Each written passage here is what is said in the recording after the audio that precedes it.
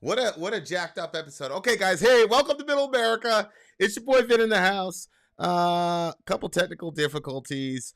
I've been gone for about a week or so because I was doing basketball practice with my kids. But I have returned, and it appears that we're not in a very good situation in our country because once again, we had a mass shooting on our hands. What's up, Crossa? We had a mass shooting on our hands. And of course, every time there's a mass shooting, part of the ritual in dealing with the mass shooting in America is to find somebody to blame. And obviously, if we're going to blame somebody, it's obviously not going to be somebody on our team, because then we would have to self-reflect, and then we would have to say, okay, maybe something needs to change here. But as long as we can blame somebody else and make one person completely responsible for what happened, then we're in good shape. So this situation hasn't deviated from that pattern at all. Right now, the prevailing doctrine in the media is that this kid was inspired by Tucker Carlson, and that Tucker Carlson is the reason that this kid did what he did, because he was radicalized by far right ideology. Okay. Now on the other side, you have people saying, "Oh, this kid right here was an Azov disciple. He was a disciple of the Azov battalion. And he was on the left. He wasn't on the right." So both groups are trying to push off responsibility for this kid onto the other group. Okay? So what I'm going to do, I'm going to make a case on both sides, and then I'm going to come and tell you guys what I actually think. So here we go. Here's the case to link this kid to the Azov, and it's honestly really not that difficult to do. The fact of the matter is that this kid in his manifesto, I have the manifesto. I don't know how much of it I'm actually going to post here, guys, because as you guys know, the lovers of free speech in America and in social media are doing their damnedest to make sure that we don't have the document, which is, to be honest with you, really, really, really strange. So here's Dimitry, and of course, what I'm about to post you, his name is Dimitry. It sounds Russian, so all the folks can say, "Oh, that's Russian propaganda," because anytime we hear something we don't like, we'll just say it's Russian propaganda. But here's Dimitry Polyansky. "I have no doubt that our Western partners will try to downplay the fact that Azov Nazis and the Buffalo shooters share the same ideology. This awkward fact doesn't fit with their narrative that there are no Nazis in Ukraine." I have to say, it's a very strange thing when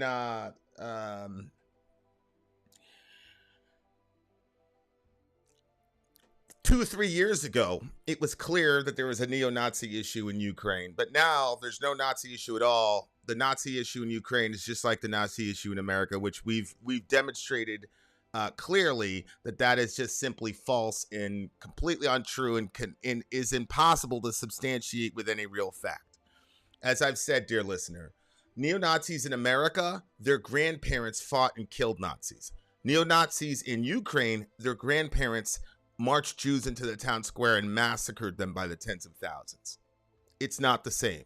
There is a genetic and historical link between active, when I mean active, I mean the sort of killing that we saw in World War II, in the World War II period, and the Azov battalion, that is impossible to deny. That's just a fact, and there's nothing really that can be done about it.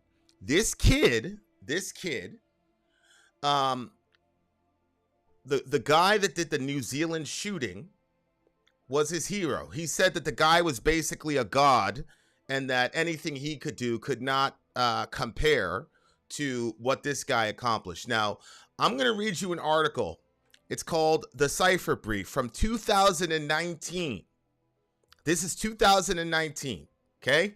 And here is what this article says about the shooter. Now, keep in mind, his name is Brenton Tarrant, okay? Brenton Tarrant is the shooter. And here is an article from 2019 which states the following. There are possible links between the New Zealand mosque shooter and a Ukrainian ultra-nationalist white supremacist paramilitary organization called the Azov Battalion. That is a fact. That's 2019, okay? The Azov Battalion is emerging as a critical node in the transnational right-wing violent extremist movement. Recruits from the U.S., this is very important, recruits from the U.S., Norway, Italy, Germany, the United Kingdom, Brazil, Sweden, Australia, among others, have reportedly traveled to train with the Azov Battalion. The global nature of these groups is just one of several similarities between RWEs and Salafist jihadists. RWEs are right-wing extremists, okay? In the wake of the New Zealand mosque attacks, links have emerged between the shooter, Brenton Tarrant, and a Ukrainian ultra-nationalist white supremacist paramilitary organization called the Azov Battalion. Tarrant's manifesto alleges that he visited the country during his many travels abroad, and the flak jacket that Tarrant wore during the assault featured a symbol commonly used by the Azov Battalion. Now, what was that symbol, dear listener? Well, we all know the symbol was it was a sun. It was the rune. Okay? All right. Tarrant's transnational ties go beyond Ukraine, however, et cetera, et cetera, et cetera. Okay. So right there, the kid uses the Azov symbol at the beginning of his manifesto. It's not an Azov symbol, it's a Nazi symbol, but the specific, that sun rune, the black sun rune, that we talked about a couple months ago when you had the women in the National Guard. She had it on her. This Tarrant guy, as he was going away, blowing away those beautiful people in the masjid, he had it on, and now this kid has it on. This kid says that Tarrant is his hero, and Tarrant explicitly stated in his manifesto that he traveled to Ukraine to be taught jihad by the Azov Battalion. Okay? So there's a clear link there, ideologically and symbolically, between Azov, Tarrant, and then this kid who went and did this crime in Buffalo a week ago. Clear. I read the kid's manifesto. He described himself as center-left. He said that conservatism is about corporate greed, and that he said under certain circumstances he could be defined as a socialist. Those are his words. He called himself center-left. He also said that he was a socialist. Okay? So there's a clear link ideologically between him and the Azov Battalion. That's undisputable. On the other side, the kid also mentioned CRT, and he also mentioned this concept that white people were being replaced by, well, he's most afraid of black people, and he's also talking about immigrants and things of that nature. And he fears, the first thing he said was white birth rates are too low. He said, the first thing I want you guys to understand is white birth rates are too low. Well, that is not a left-wing value. As we can see, left-wingers are not very big on the birth rate. That's not a concern left-wing people have. That's a concern right-wing people have. And in particular, if you've ever been around some of these white identitarian movements or white nationalist movements, this is almost a singular concern, is that they're looking 15 to 20 years in the future at being minorities, and that terrifies them. Well, that's not a left-wing value. I'm sorry. I've been around enough leftists. Hell, I've been around enough neoliberals to know that most neoliberals are not or white or leftists, real leftists, and we know there's a difference between a neoliberal and a leftist. We know that kind of a concern is a very specific, particular concern to a specific group of people, namely right-wing, white nationalist identitarian. Now, I will say, as a postscript, this is also a concern for Black Hebrew Israelites. as well. So the fact of the matter is, this kid, to me, is a hodgepodge of a bunch of views, and like most 18-year-olds, he doesn't really know what he believes. That's what it looks like to me. Was he inspired? Was he inspired by Azov Battalion? Absolutely. But was that his only method of inspiration? No. As Riggs says, read The Death of the West by Pat Buchanan. Great Replacement has been a right-wing talking point of the American right wing. Wait to see Buffalo has to do with Ukraine. Well, I already explained how Buffalo has to do with Ukraine. In the document, in the manifesto he wrote, number one, he used the rune symbol. Number two, he specifically said that Mr. Tarrant, Tarrant, was his hero and his god, and that Mr. Tarrant, in his manifesto, explicitly stated that he went to Ukraine and trained specifically with Azov. He also used the sun rune symbology. So I know all the Ukraine apologists, and I'm not saying Reagan, Ukraine apologists want to pretend like those are just coincidences and are unrelated. I'm sorry, that's not true. They're absolutely related, and it absolutely fed into his ideology. But so does, as Rick pointed out, this concept that the white man is being replaced, et cetera, et cetera. Now, Tucker Carlson has a species of this, but Tucker, being the intellect that he is, and look, I tell people this all the time. Just because you disagree with somebody ideologically, I think it's a mistake to pretend that these people are stupid. They're not stupid. Not at all. Not at all. They're not stupid. They're very, very intelligent. And Tucker doesn't come out and say they're replacing white people. What he says is they're replacing the standard demographic in America, yada, yada, yada. Now, you can read between the lines, and if you say, yeah, that's dog whistling white people, I wouldn't completely disagree with you. Because that's obviously Tucker's demographic. And the fact of the matter is, if you listen to Tucker over and over again when he talks about immigration, this is one of his main issues. So did he invent replacement theory? No. As Riggs said, Pat Buchanan has already talked about this. I remember listening to Christian radio, Focus on the Family. Pat Buchanan was there, and he explicitly talked about white people not birthing enough, reproducing enough, and they're going to be a minority in the next 30, 40 years or something like that. That was about 15 years ago. Okay? So Tucker did not invent that, but he certainly uses that fear, and he knows he doesn't have to say white people. And so if you're listening to a steady diet of Tucker Carlson talking about that stuff, then I'm sorry, but I don't see how you could say that that has nothing to do with this kid's motivation. To me, both sides are trying to tell us not to look at not to see what we see with our own eyes, and both sides are trying to do this thing called the no true Scotsman fallacy.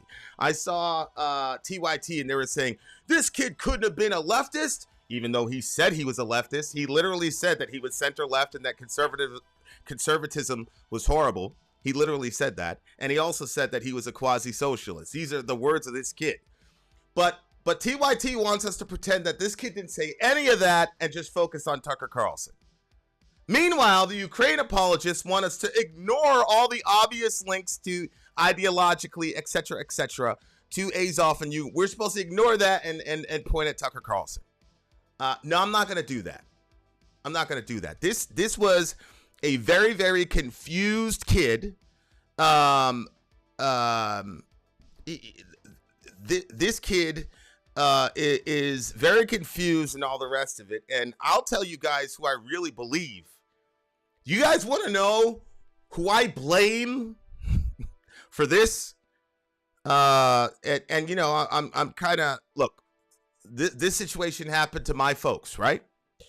And so I'm supposed to hate this kid. I'm supposed to whatever, because whether it's Azov or whether it's, what do you call it? Tucker Carlson, it's both racist white people, and both of their ideologies conspired together to kill 10 of my folks in Buffalo, New York. But dear listener, I want you to see something, because this is very important.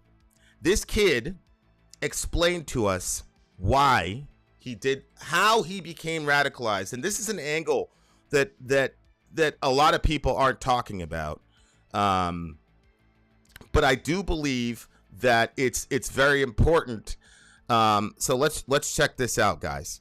Here is what this kid says as to how he became radicalized. Was there a particular event or reason you decided to commit a violent attack? Before I begin, I will say that I was not born racist, nor grew up to be racist. I simply became racist after I learned the truth. So this kid is telling us, I was not raised with this ideology. I was not born and raised a racist. I thought everybody was pretty much equal until he learned the truth. Well, how did he learn the truth? Look what he said. I started browsing 4chan in May 2020 after extreme boredom. Remember, this was during the outbreak of COVID. I would normally browse, I don't know what that K is, because I'm a gut nut, and out because I love the outdoors, and I eventually wound up on Poll or whatever, and there I learned through infographics, shitposts, and memes that the white race is dying out, etc., etc., etc. This is an angle that I'm not hearing a lot of people talk about, and I get it. Half you guys are going to laugh about this. This kid radicalized himself in the midst of the lockdown. I remember during the lockdown, I said we should comply with this. This is what the science is saying. I'm on record of saying that. But I also said we have to keep in mind suicides are up, domestic violence are up, etc., etc., etc. There was also a public health crisis with the lockdowns as well. Remember that? This kid, obviously not all right in the head, not very good psychologically, okay? Obviously he's mentally ill. He's cut off from his friends and his teachers, etc. I don't know if he has brothers or not, but in that context, in that milieu, during COVID is when he got radicalized. Now, some of you are going to mock this and say, "Come on, man, this is ridiculous." This has serious consequences, guys. Here, check this out. Such results demonstrate that prolonged and inescapable boredom has serious negative consequences. Research on human prisons and solitary confinement suggests that long-term boredom quickly advances into apathy, depression, cognitive disturbances, hallucinations, and psychosis. Okay? So I've got a kid who, and by the way, this kid had already a litany of problems. It was reported the kids they reported him as a school shooter. They said this kid's going to be a school shooter, et cetera, et cetera, et cetera. So, and people are going after the cops. The cops dropped the ball. This kid said he was going to shoot up the school. Why didn't they do anything? The only reason I'm bringing up, I'm not doing this to go after cops. I'm simply saying that this kid was already preconditioned to violence. He already had an attraction to guns and lethal weapons, and he had already voiced psychiatric indication that he was homicidal. Okay? So then you take a kid in that already with that those psychological maladies, then you cut him off from the few friends he probably has, and you stick him in there with no human interaction, and that is when you are open to being radicalized by Azov stuff and by Tucker Carlson. So my belief is that we are to say that Azov Battalion is singularly responsible for this is ridiculous, and to say that Tucker Carlson is singularly responsible for this is ridiculous. Now, I agree. The glorification, the whitewashing, the dishonesty, and the glorification of the Azov Battalion by our media absolutely contributed to this kid. I'm sorry, but all of you who looked the other way with the Nazi stuff with Azov and then said silly things like, "Oh, well, we have Nazis here too." I'm sorry, but those things have consequences. That's what happens when you get in bed with these people to fight your proxy war for you. It's the same thing that happened with the Salafists over there in the Islamic world. We get in bed with a bunch of Salafists, and then what happens is you get people inspired in Minnesota to join these Salafist Islamic revolutions, and then they go and do a bunch of crazy shit. It's the same thing. Conversely, if you're on the right and you think that the Pat Buchanan stuff, Rig posted it. I want to post it again because it's so important what Rig said. Yeah, the Death of the West. You read Death of the West by Pat Buchanan, and then you hear Tucker Carlson's constant drumbeat about being replaced. And then so when he turns on the right-wing media, he's hearing Tucker Carlson talking about replacement theory. When he turns on left-wing media, not left-wing media, neoliberal media. He's seeing the glorification of the Azov Battalion as some heroes. He's already homicidal. He's not suicidal. That was clear in his manifesto.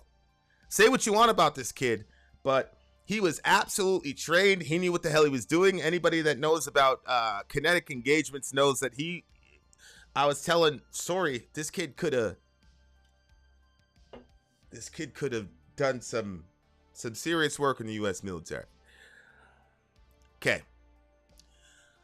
That's what it is, guys. You can't watch this stuff. So this is what this kid is ingesting. He turns on CNN, MSNBC. It's glorification of actual Nazis. He turns on Fox News. He's hearing replacement theory.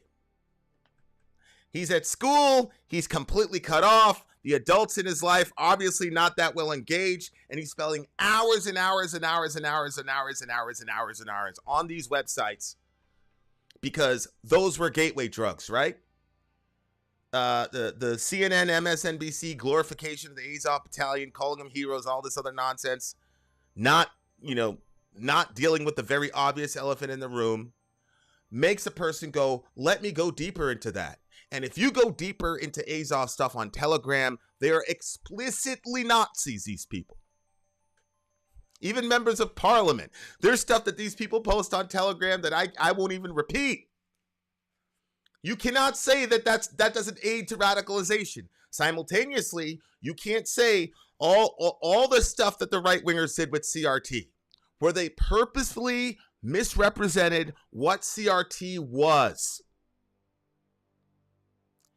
Purposely misrepresenting critical race theory. The vast majority of right-wing people, I've got a right-wing friend who's big on the CRT stuff when it was happening. And I said, okay, get on the show. We'll have a moderated debate. I'll get a moderator of your choosing and let's debate CRT. He wouldn't do it because he knew he was full of shit. So I'm sorry, but if you're on the right and you were cool with Fox News, mischaracterizing what CRT is, spinning all of this, all of these crazy conspiracy theories about CRT and what the point is, and your kids are going to be taught to hate themselves, blah, blah, blah. And then they listen to Tucker Carlson at night. And you think that the kid's going to sit there and not be radicalized at all out of the 320 million people in this country? That's ridiculous. But to me, as Riggs says, to be honest, a lot of folks were radicalized during the lockdowns. Most QAnon talking points sprung up during that period. The BLM protests probably wouldn't have been as big if not for massive layoffs. That is correct. I agree with that completely. I think a lot of which again, the right-wing media seized upon, a lot of the anger and the destruction of property during the George Floyd uprising, I believe half of that had to do with George Floyd, and the other half had to do with being a lockdown person, not being able to work. Remember, at that time, the checks weren't coming in. People were angry, they were anxious, and it was just a tinderbox, and people finally let rage out. I completely believe that. But did Fox News talk about that angle? Nope. Just a bunch of angry Negroes breaking shit all over the place. So, look, the fact of the matter is, this lockdown was horrible for kids psychologically. We almost lost somebody, not in our household, but a close friend of our household.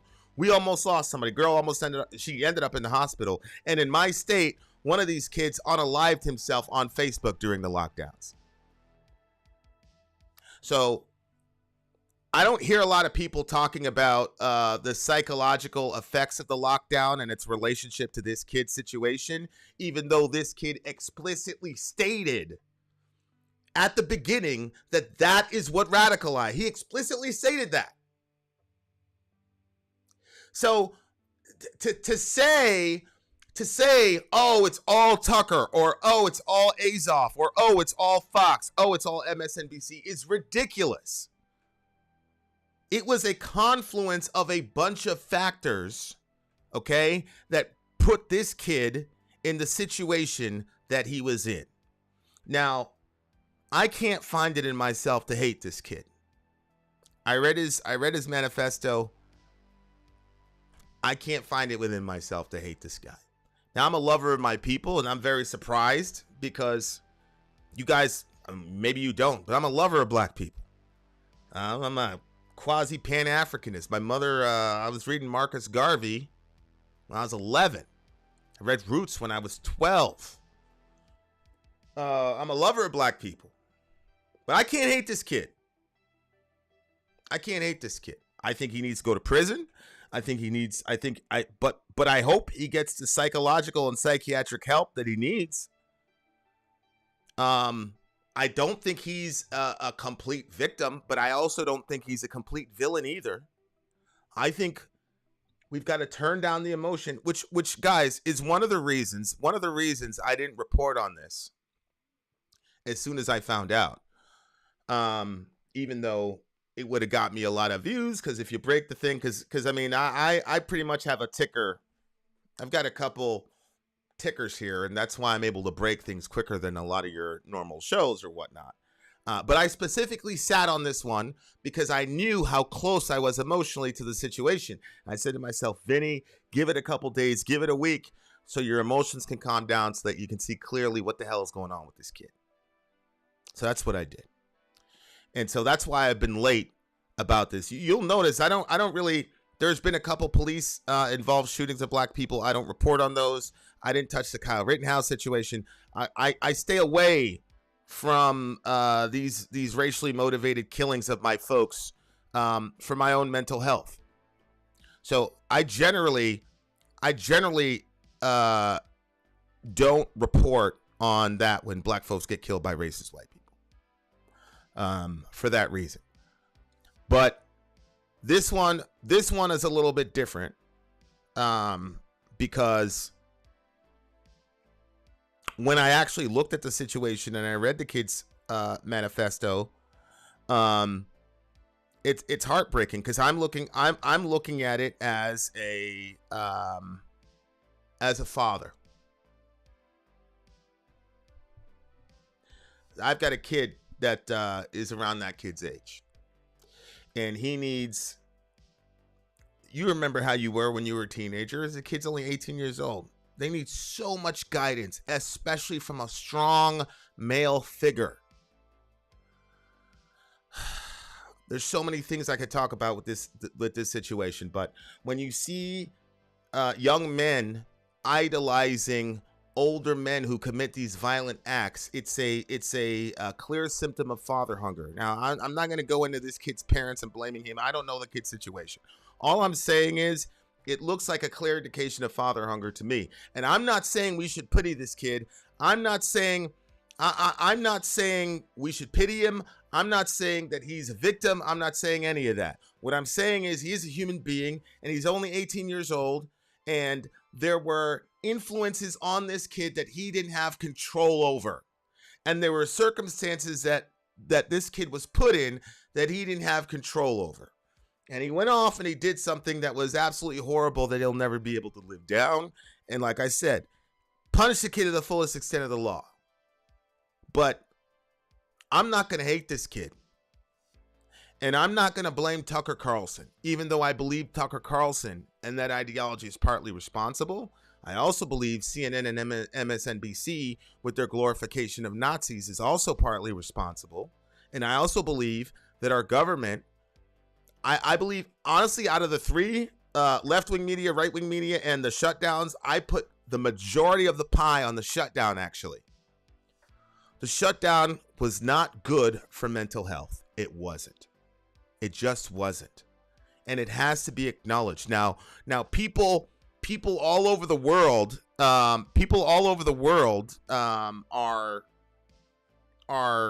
admitting this, that the shutdowns were not good for people. and that it had a particularly deleterious effect on children. That's just a fact. Okay? And my concern in this situation is that I don't feel that we're learning the right lesson.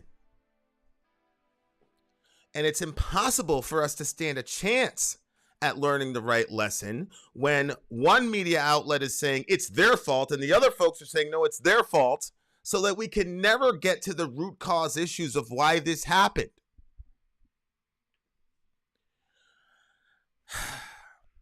So that's where I am. That's where I am. It was a despicable, terrible act. But to me, this is an example. This is an example of what happens. This is an unforeseen consequence of the bipartisan and the clear agenda of the media to get us to view the world in a certain way. And the fact of the matter is, our media has completely demonized anybody on the other side. So if you're a regular Tucker Carlson person, yada, yada, yada, anybody to the left of you is a demon. And if you're on the left, anybody to the right of you is a demon. And the minute that you do that, people become easier to kill.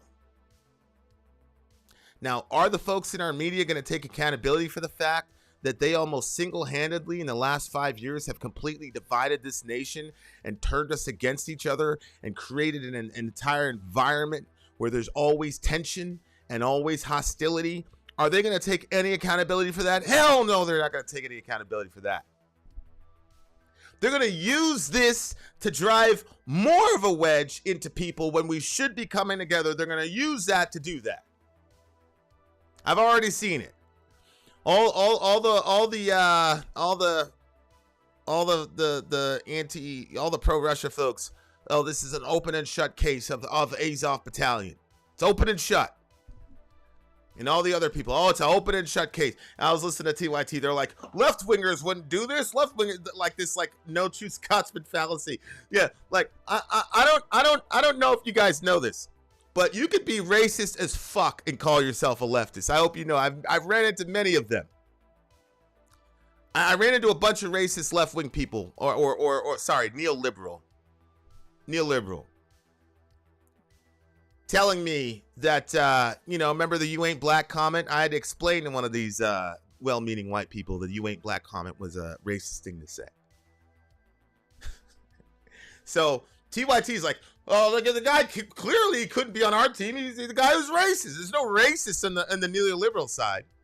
I was talking to somebody yesterday. They said, I said, more black babies were aborted than born. He said, I mean, so black people are still around.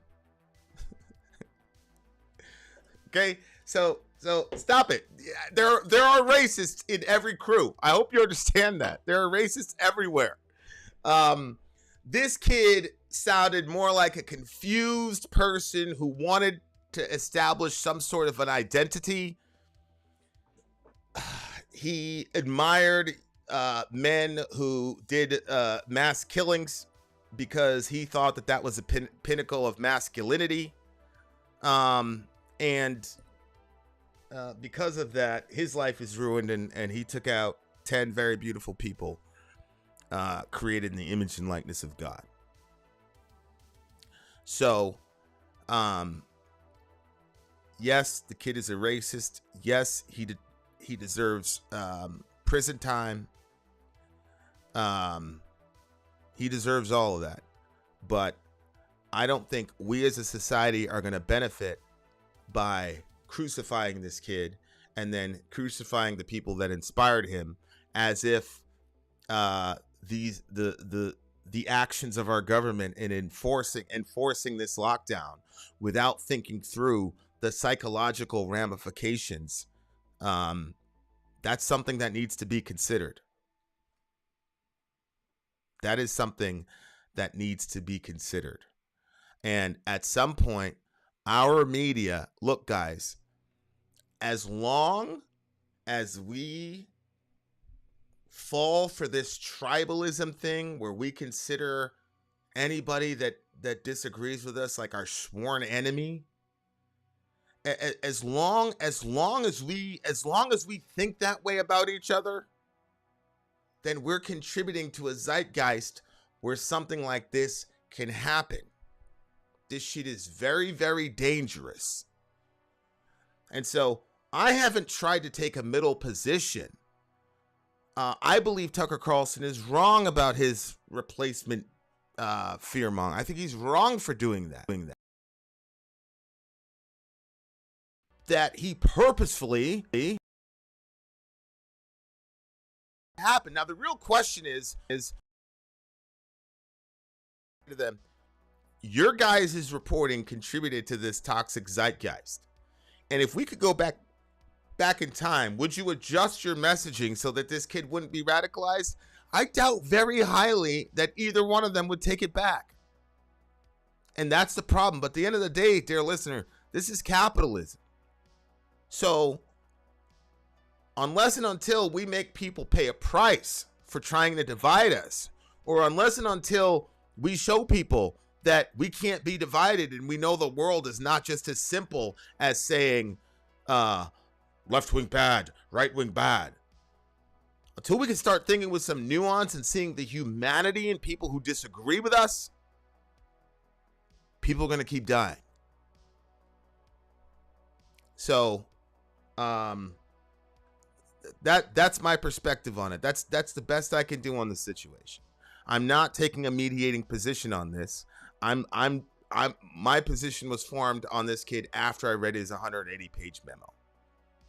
After I had a couple days to calm down and to think clearly,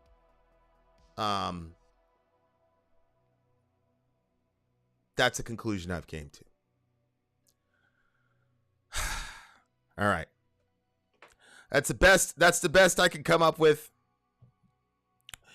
I just don't think that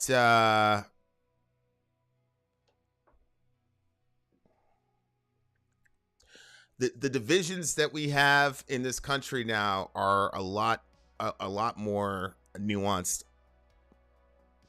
than people want to admit. For example, Azov is a far right white nationalist identitarian movement, but a lot of the right wingers I know are against Ukraine, and especially are against sending $40 billion to Ukrainians. Most of the right wingers I know can't stand that and want nothing to do with it. Yet Azov shares a lot of their white nationalist identitarianism. That just shows you, right? And meanwhile, people on the left supposedly are walking around supporting Azov, even though the Azov are Nazi white identitarians. So if you think this is simple, it's not. The right wing guys are more sympathetic toward Russia and against Ukraine, and the left wing guys are more sympathetic toward Nazis over and against Russian. So if you think that this is some simple thing where you can blame the right or the left, good night. Have at it. Have at it. Okay. All right. I think that's it, guys. I think that's it. The moral of the story is I don't think that Tucker Carlson is the sole. I think that Anthony Fauci probably has more to do with this than Tucker Carlson or the Azov Battalion. That's the best that I could do. Guys, stay safe.